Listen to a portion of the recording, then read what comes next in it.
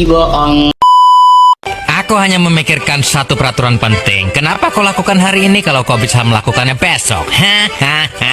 Few moments later.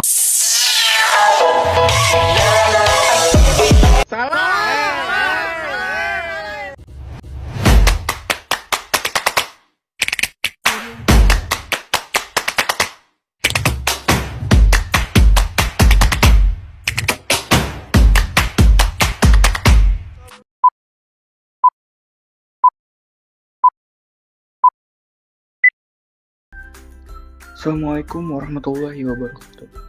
Pada kesempatan kali ini, saya Ragat Haryuda Wibianto dan rekan saya Tera Maudi Apriliani dari kelompok 6 akan mempresentasikan materi yang berjudul Analisis dan Interpretasi Diagram Fasa Turner Air Kerosin SPAN 80.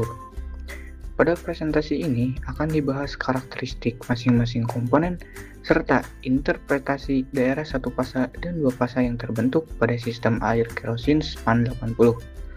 Pembahasan ini bertujuan untuk memahami perilaku pencampuran ketiga komponen serta peran surfaktan SPAN 80 dalam meningkatkan kestabilan sistem emulsi. Semoga presentasi ini dapat memberikan pemahaman yang lebih baik mengenai analisis diagram fasa Turner. Diagram fasa sistem. Slide ini menunjukkan diagram fasa sistem Turner yang terdiri dari tiga komponen, yaitu air, kerosin, dan SPAN 80. Diagram ini digunakan sebagai dasar untuk menganalisis perilaku campuran ketiga komponen tersebut. Fungsi masing-masing komponen. Yang pertama, air berfungsi sebagai fasa polar yang dapat menjadi fasa terdispersi maupun fasa kontinu. Yang kedua, kerosin berfungsi sebagai fasa minyak atau pelarut organik nonpolar. Sedangkan SPAN 80 merupakan surfaktan lipofilik yang menurunkan tegangan antar muka air dan minyak serta menstabilkan emulsi tipe water in oil atau WO. Analisis komposisi titik A sampai F. Komposisi setiap titik dibaca dengan menarik garis sejajar terhadap sisi segitiga menuju skala persen pada masing-masing sumbu. Selanjutnya, nilai komposisi diisi berdasarkan hasil pembacaan diagram fasa. Berikut cara membaca diagram Turner. Nah, yang pertama, setiap sudut adalah zat murni. R yaitu air, P yaitu kerosin, Q yaitu SPAN 80. Setiap sisi adalah campuran dua zat. Nah, yang kedua, tarik garis sejajar sisi berhadapan untuk membaca persentase zat di titik tersebut. Nah, yang ketiga, jumlah ketiga presentasi pasti 100%. Selanjutnya, analisis daerah fasa dan kurva binodal pada diagram fasa.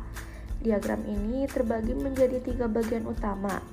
Pertama, daerah satu fasa yang merupakan daerah menunjukkan campuran bersifat homogen sehingga semua komponen tercampur sempurna.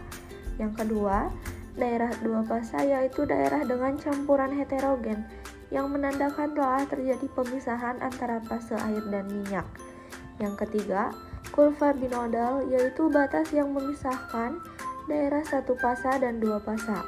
Kurva ini sangat penting karena menunjukkan kondisi saat sistem mulai mengalami ketidakstabilan dan terbentuk dua fasa. Analisis garis komponen konstan pada diagram fasa. Garis komponen konstan digunakan untuk melihat pengaruh perubahan satu komponen, sementara perbandingan dua komponen lainnya tetap. Pada garis AP, komponen yang berubah adalah air dan kerosin, sedangkan rasio kerosin dan SPAN 80 tetap. Pada garis BR, yang berubah adalah air dan SPAN 80 dengan rasio air dan kerosin tetap. Sementara itu, pada garis CQ, komponen yang berubah adalah kerosin dan SPAN 80, sedangkan rasio air dan SPAN 80 dipertahankan. Analisis ini membantu menentukan komposisi yang paling sesuai untuk menghasilkan sistem emulsi yang stabil. Selanjutnya kita bahas tie line atau garis kesetimbangan fasa. Tie line ini menghubungkan dua titik komposisi fasa yang setimbang. Contohnya, di titik B, jika campuran kita terbagi dua fasa, maka fasa kaya air atau W1 komposisinya 80% air, 10% minyak, 10% SPAN 80. Sedangkan fasa kaya minyak atau W2 komposisinya kebalikannya. Kalau kita pakai aturan tuas untuk 100 gram campuran di titik B, didapat massa pasa air sekitar 71 gram dan pasa minyak sekitar 29 gram. Lalu di titik D yang berada tepat di tengah garis Thailand tadi, komposisi pasa yang setimbang tetap sama persis seperti di titik B. Nah, karena posisinya pas di tengah, maka massa kedua pasa sama persis, masing-masing 50 gram untuk 100 gram campuran totalnya. Ini bukti kalau komposisi pasa tidak berubah, hanya perbandingan massanya yang berubah sesuai posisi titik campuran kita. Untuk menghitung massa masing-masing pasa, kita pakai rumus aturan tuas. Massa pasa berbanding terbalik dengan panjang segmen garis tie line. Contohnya di titik D, karena di tengah kedua pasa sama berat, sedangkan di titik E yang lebih dekat ke pasa kaya air, didapat massa pasa air lebih banyak, yaitu sekitar 85,7 gram, dan pasa minyaknya hanya sekitar 14,3 gram saja. Perbandingan antar diagram. Kita bandingkan dua sistem yang kita bahas, yaitu sistem air kerosin SPAN 80 dan sistem minyak nabati Twin 80, air sebagai pembanding. Intinya, sistem air kerosin SPAN 80 punya daerah satu pasa yang sempit, karena SPAN 80 punya HLB rendah dan lebih cocok untuk pelarut minyak. Sebaliknya, sistem dengan Twin 80 punya daerah satu pasa yang lebih luas, bisa disesuaikan dengan mencampur dua jenis surfaktan, dan lebih fleksibel untuk membuat emulsi tipe minyak di air maupun air di minyak. Simulasi perubahan komposisi. Kalau kita ubah rasio air dan minyak sambil menjaga kadar surfaktan tetap 10%, ini yang terjadi. Saat rasio mendekati komposisi W1 atau W2, sistem berubah dari satu pasa homogen menjadi dua pasa terpisah. Sepanjang daerah dua pasa, komposisi masing-masing pasa tidak berubah, hanya jumlah massanya yang berubah sesuai aturan tuas. Simulasi perubahan komposisi. Ada 3 poin utama dari simulasi ini, yaitu yang pertama, jumlah pasa berubah dari 1 ke 2, lalu kembali ke 1, seiring kita ubah rasio air dan minyak.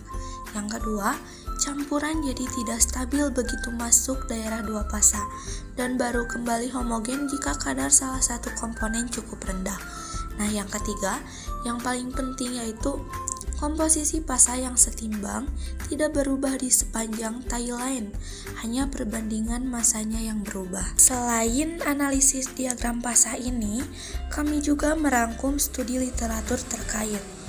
Berbagai penelitian sebelumnya juga membahas optimasi komposisi surfaktan, karakteristik emulsi, hingga penerapannya di berbagai bidang seperti formulasi produk dan teknologi lingkungan. Terakhir, ini rekomendasi formulasi yang bisa kita ambil dari analisis ini.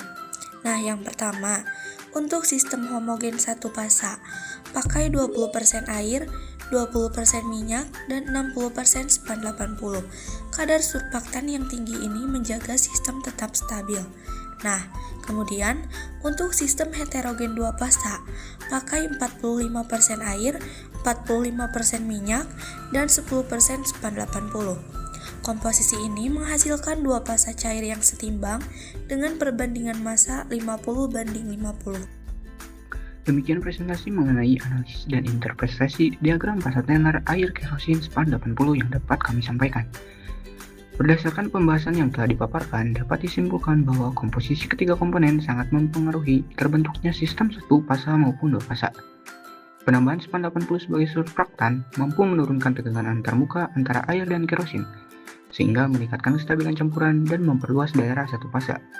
Melalui kurva binodal, tie line, dan perhitungan Haber rule, kita dapat menentukan karakteristik campuran, komposisi setiap pasa, serta memilih formulasi yang sesuai dengan tujuan penggunaan.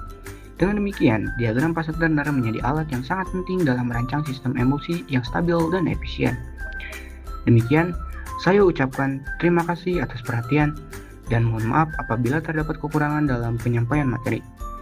Assalamualaikum warahmatullahi wabarakatuh. Salatnya sudah asal tadi. Terima kasih dan jumpa lagi.